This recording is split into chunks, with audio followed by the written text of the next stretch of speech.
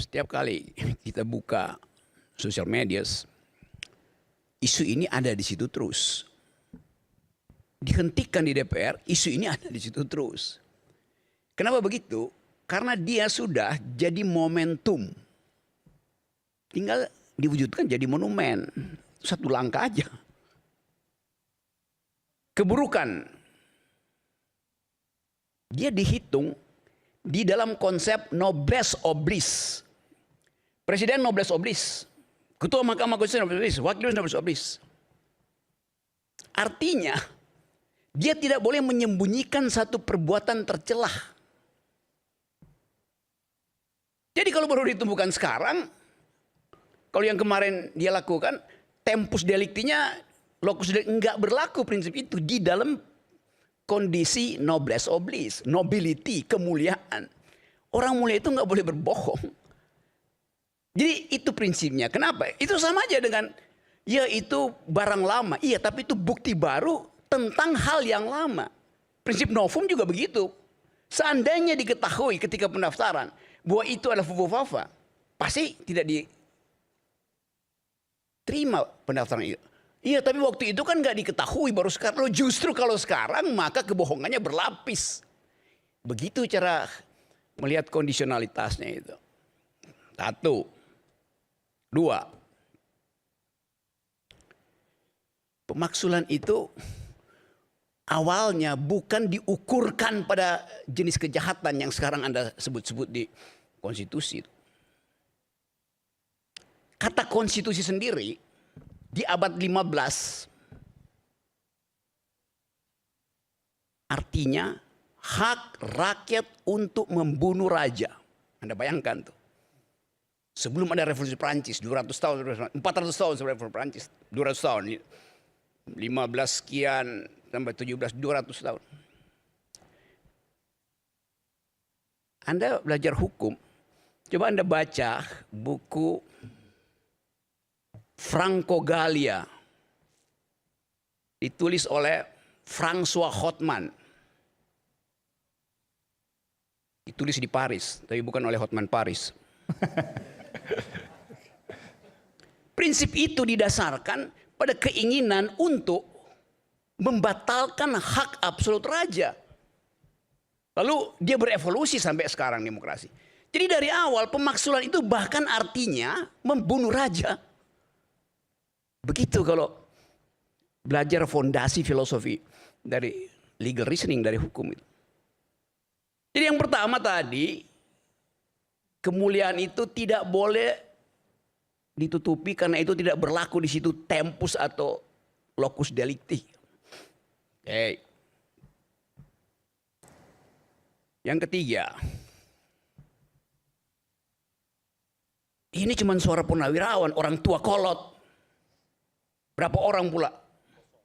Dan kosong. Berapa orang? 200 orang. Penduduk Indonesia 280 juta orang. Ini peanuts. Dijumlahkan cuma 200 orang. Di dalam public opinion ada prinsip bunyinya begini. Dalam logika namanya pars pro toto. Sebagian untuk seluruhnya. Bunyinya begini prinsip itu. The whole is greater than the sum of its part. Keseluruhan itu lebih besar dari penjumlahan bagian-bagiannya. Jadi bukan 200-nya. 1 tambah 1. Penjumlahannya itu, keseluruhan itu lebih besar dari 200. Begitu cara membaca politik. Begitu cara membaca demokrasi. Ini orkestrasi. Politik adalah orkestrasi. Apa yang salah di situ? Tapi bukan orkestrasinya yang Anda tagihkan. Anda mau cari kondukturnya siapa, konduktornya siapa, dirigennya siapa. Benar kan? Salah. Anda cari siapa yang nulis partiturnya. Begitu. Orkestrasi ada pemain, ada konduktor. Tapi nggak ada partitur, bagaimana mau main? Sekarang saya tanya siapa yang nulis konduktornya? Yang sampai hari ini ada di WA Group, ada di diskusi-diskusi BEM. Setiap kali, setiap minggu saya kira-kira dalam sebulan saya ada undangan kira-kira 100 sampai 120 undangan mahasiswa. Di semua kampus. Temanya soal ini. Mereka yang nulis partiturnya.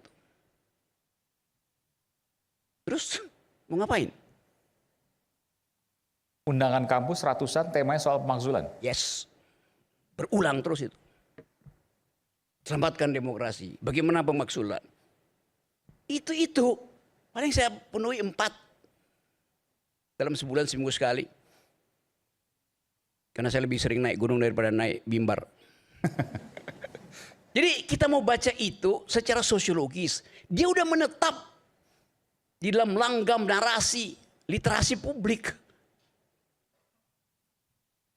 Ya tapi nggak penting nanti juga hilang di, nggak ada soal dia hilang di DPR. Tapi kalau dia nggak hilang di benak rakyat, bagaimana caranya? Coba kita renungkan soal itu. DPR itu formalitas, di Sogok juga berhenti kok isu itu. Tetapi di publik itu partiturnya ditulis dan tidak bisa dihapus bahkan oleh anggota DPR. Artinya sampai 2029 terus setiap hari juga akan lihat itu. Jadi kita membayangkan satu probabilitas bukan posibilitas itu. Padahal politik adalah soal possibility itu. Bukan probabilitas tuh, dihitung 25 orang ya nggak ada soal. Jadi kita mau lihat satu peristiwa dalam sejarah politik Indonesia yang agendanya sudah pernah ditulis sebelumnya tadi diterangkan. Jadi lumrah aja ada pertanyaan semacam itu. Bagaimana kalau 2/3% dari para pengusul itu nggak ada yang datang? Harto juga bilang begitu dulu. Buat rubah konstitusi diperlukan 2/3. Cukup saya culik satu orang dari DPR batal. Sebelum Presiden Soeharto menculik 20.000 mahasiswa itu udah duduk di atas DPR. Maka fakta politik mengubah hukum. Fakta politik yang akan mengubah hukum. Bayangkan, 1 minggu ini pembicaraan masuk tanggal 20. Demo pertama di Makassar, demo kedua di UNJ, demo ketiga di UIN itu. Dan fair kita. Polisi jangan larang mereka demo. Dalam 4 hari, 300.000 orang itu cuma di sekitar Jawa Barat aja udah masuk DPR. Jadi fakta politik. Ya tapi itu strict justice. Ya memang tekanan publik. Karena dasarnya adalah moral call. Bukan legal call. Begitu politik berubah. Tidak pernah ada politik berubah berdasarkan konstitusi. Semua perubahan politik berubah karena perubahan kualitas kekuasaan. Tukar tambah kuasa sudah terjadi. Jadi kita mau lihat ini bukan soal benci atau tidak benci, tapi rakyat punya semacam simpanan intuisi bahwa ada sesuatu yang nggak beres dengan Gibran. Ya mau bahas di mana? Panggil psikiater, tanya artificial intelligence. Itu yang kita sebut sebagai kemuliaan dari suara rakyat. Vox Populi, Vox Dei. Bukan Tuhan punya suara yang akan diikuti rakyat, bukan. Yang diputuskan rakyat pasti diiyain Tuhan. Itu namanya Vox Populi, Vox Dei, jangan dibalik-balik. Dan itu yang menjadi mesin sejarah. Bukan konstitusi mesin sejarah, tapi justice. Yang kadangkala kita rumuskan secara singkat. Moral, integritas.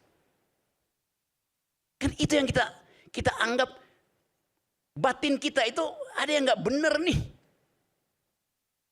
Yang Anda akan bawa terus-menerus dalam upaya untuk membatalkan imajinasi itu. Jadi sekali lagi, mungkin terjadi, mungkin tidak. Mungkin diiyain, mungkin enggak tuh. Tapi buat saya, politik bukan the art of the possible.